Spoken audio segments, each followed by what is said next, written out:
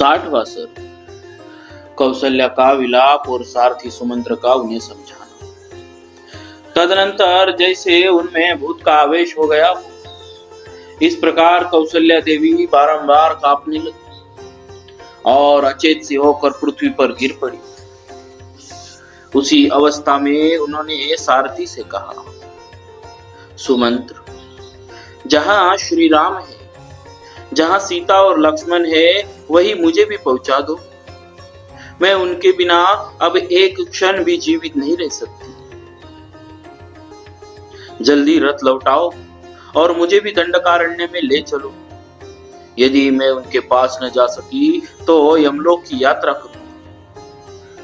देवी कौशल्या की बात सुनकर सारथी सुमंत्र ने हाथ जोड़कर उन्हें समझाते हुए आंसुओं के वेग से अवरुद्ध हुई गदगद वाणी में कहा, महारानी, यह शोक, मोह और दुख जनित व्याकुलता छोड़िए। श्री राम जी इस समय सारा संताप भूलकर वन में निवास करते हैं।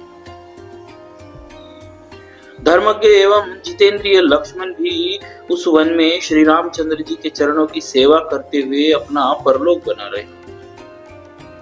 सीता का मन भगवान श्री राम में ही लगा हुआ है, इसीलिए निर्जन वन में रहकर भी घर की भांति प्रेम एवं प्रसन्नता पाती तथा निर्भय रहती है।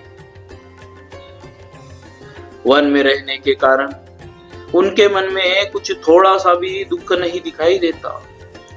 मुझे तो ऐसा प्रतीत होता है मानो विदेह राजकुमारी सीता को परदेश में रहने का पहले से ही अभ्यास हो।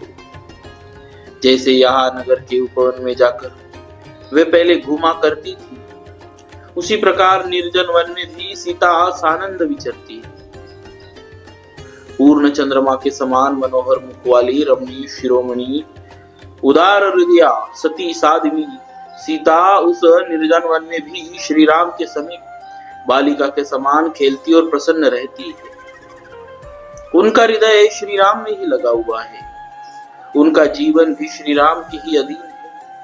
अतः राम के बिना अयोध्या भी उनके लिए वन के समान ही होगी और श्री राम के साथ रहने पर वे वन में भी अयोध्या के समान ही सुख का अनुभव करें। विदेह नंदिनी सीता मार्ग में मिलने वाले गांवों, नगरों, नदियों और प्रवाहों और नाना प्रकार के वृक्षों को देखकर उनका परिचय पूछा करती है। श्री राम और लक्ष्मण को अपने पास देखकर जानकी को यही जान पड़ता है कि मैं अयोध्या से एक कोस की दूरी पर मानो घूमने फिरने के लिए ही आई हूं। सीता के संबंध में मुझे इतना ही स्मरण है, उन्होंने कैकेयी को लक्ष्य करके जो सहसा कोई बात कह दी थी, वह इस समय मुझे याद नहीं आ रही। इस प्रकार भूल से निकली हुई कैकेयी विषयक उस बात को पलटकर सारथी सुमंत्र ने देवी कौशल्या के हृदय को आह्लाद प्रदान करने वाला मधुर वचन कहा।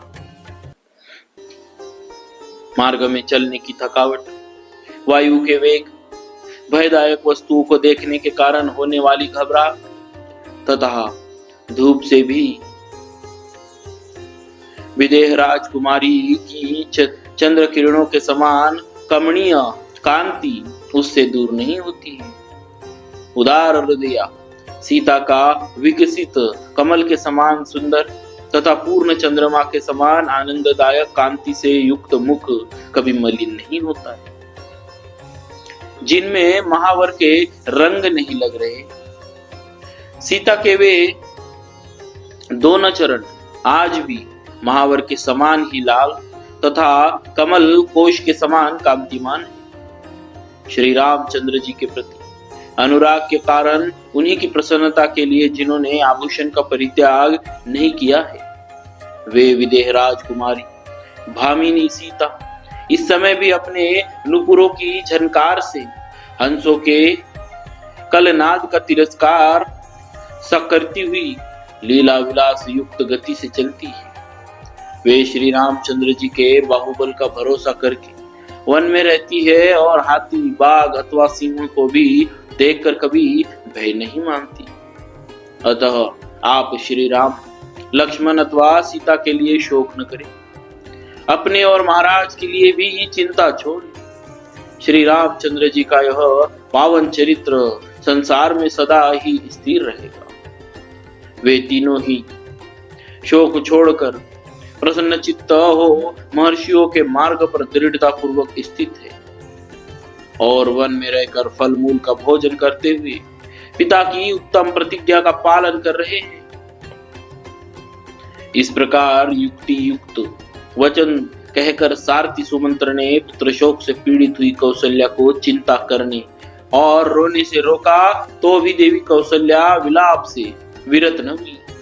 वे हाँ प्यारे, हाँ पुत्र, हाँ रघुनंदन की रट लगाती हुई करुण क्रंदन करती ही रही। इस प्रकार श्री वाल्मीकि निर्मित आर्ष रामायण आदि काव्य के अयोध्या कांड में 60वां सर्ग पूरा हुआ।